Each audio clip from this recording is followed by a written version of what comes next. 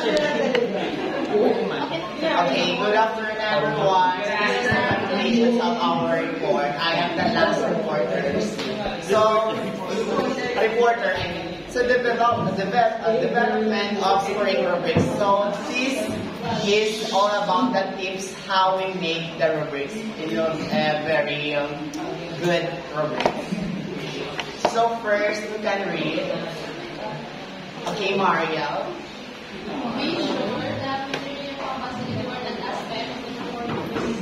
Alright, so in making rubrics, we should assess what are those essential skills, knowledge, values that align to those learning goals that we wanted to attain in terms of making the rubrics. So our competencies here should be aligned to the learning goals.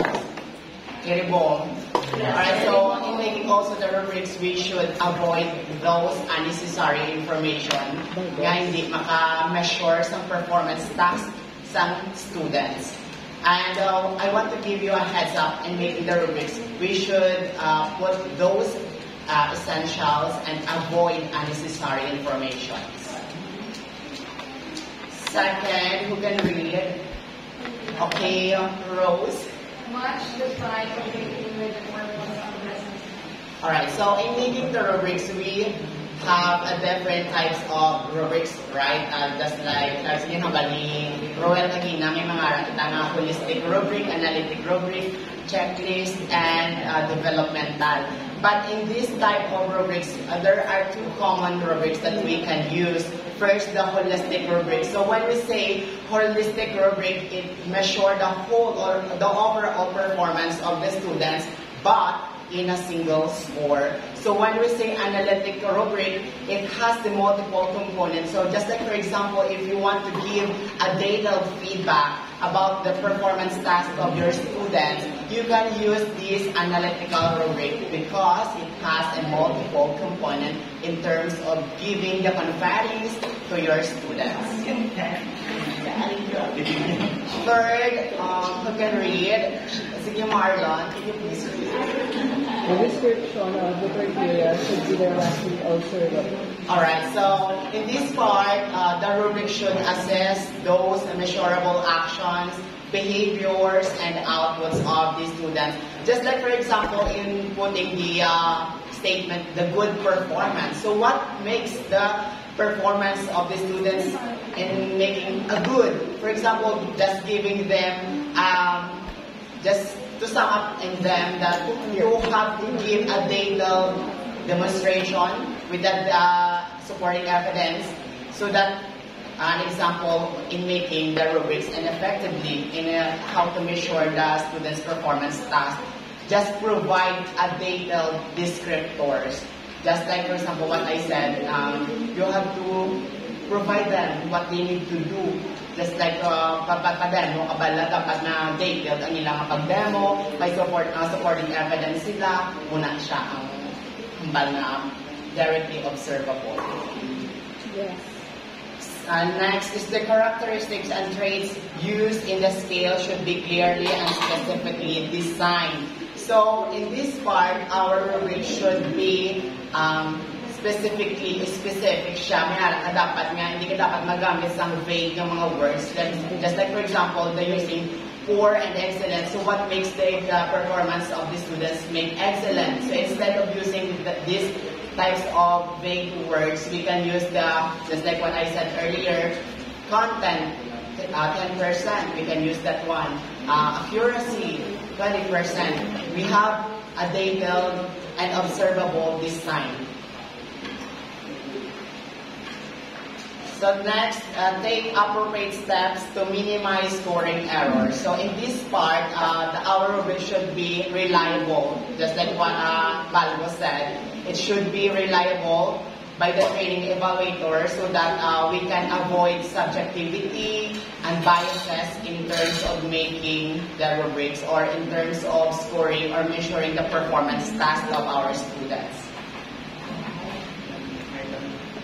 Next, the scoring system needs to be feasible. So our rubric should be attainable. It should be practical to use. We have when we say feasible, it should be we should be consider the time, the resources, the people who perform the task, and it should be attainable and achievable. Yes, Alvin, can you show your insights? I believe the scoring system or the feasible should also consider the level of cognitive ability of the students. Precisely, that's one of the aspects that we have to consider.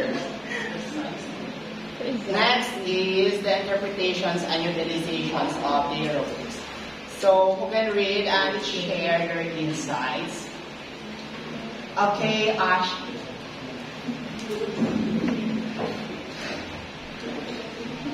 It assesses and articulates specific components and expectations for an assignment. Okay, who can help Ash? Okay, John. Anyone? There's no wrong answer here. Alright, so the rubric should clarify what is being assessed. Just like, for example, we have to provide a detailed expectations of the students to attain a higher score. So we have to present, for example, we are listed those content that they need to attain in order for them to achieve the higher scores. So that's the importance of assessing and articulating the specific components of the rubrics.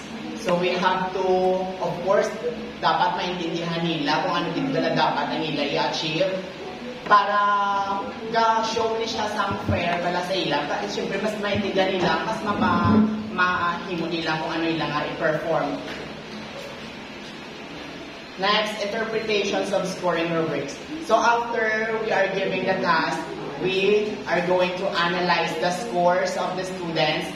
In this part, we are going to identify what are the strengths and the weaknesses of our students so that we can give the detailed feedback about their performances, what they need to improve, or there are some cases nga sala ila pag-interpret ng rubrics. So in this part, we have to be very analyze it well, the scores of the rubrics. So next is an efficient tool that allows you to objectively measure performance on an assessment activity. So after we are going to gather the scores of the students, we are simply using this tool because this is accurate tool in terms of measuring the performance task of the students. Because it has a detailed feedback, just like analytic rubric, holistic rubric, developmental rubric, and checklist rubric. This is actually good in measuring the performance task of our students. And mas madasig siya gamiton kumpara sa ibang measuring tools ng pag-assess para sa performance task ng students. Alright, so that will be all on my part today. Let's hear you.